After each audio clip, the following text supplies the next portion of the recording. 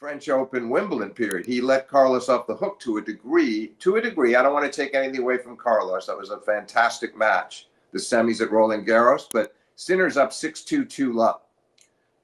I'm not saying he should be therefore beat Carlos 2-3 and 2, but the second set got away.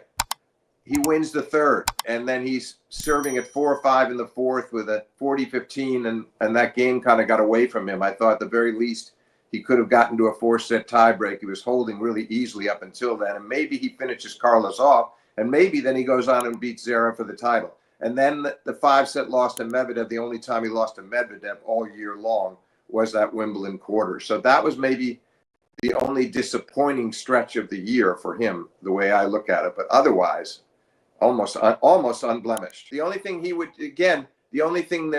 why I would rate it a cut below some of the other guys in their years is he did go 0-3 with Carlos. You know, that's your biggest rival, and you lose to him in the finals of Indian Wells where you won the first set 6-1, the semis of the French, which I just mentioned, and then that incredible match in China where he was up 3-love in the third set tiebreak, serving at 3-love. And they both had a lot of chances before them. It was one of the best matches of the year. But again, he still didn't beat him.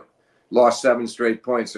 Carlos went on a rampage. It was just spectacular shot making that took it away from Sinner. But that's a blemish when you lose to a key rival 3 times and you have nothing to compensate for. So again, that takes it down just a small notch. It doesn't.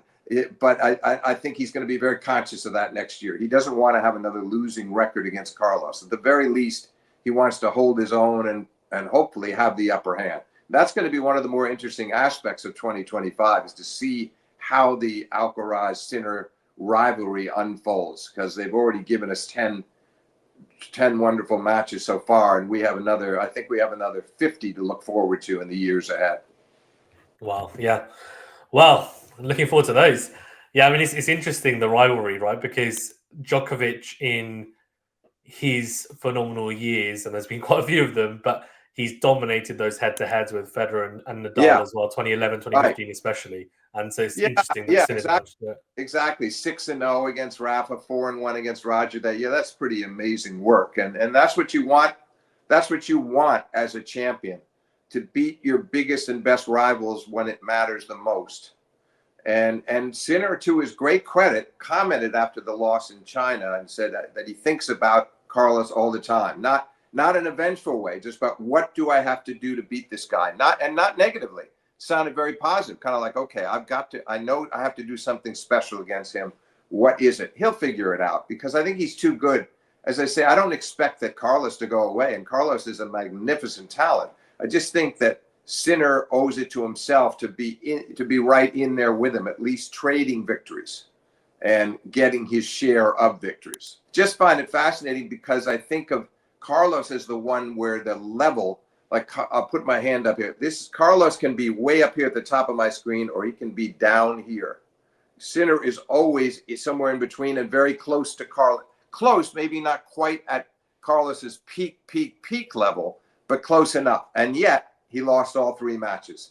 That, you go figure, that's tennis. Yeah, see, I 100% agree with you when it comes to the levels with Sinner and Alcaraz. I actually said exactly the same thing in one of my recent podcasts, saying that Alcaraz's peak level for me is the highest of the current tour.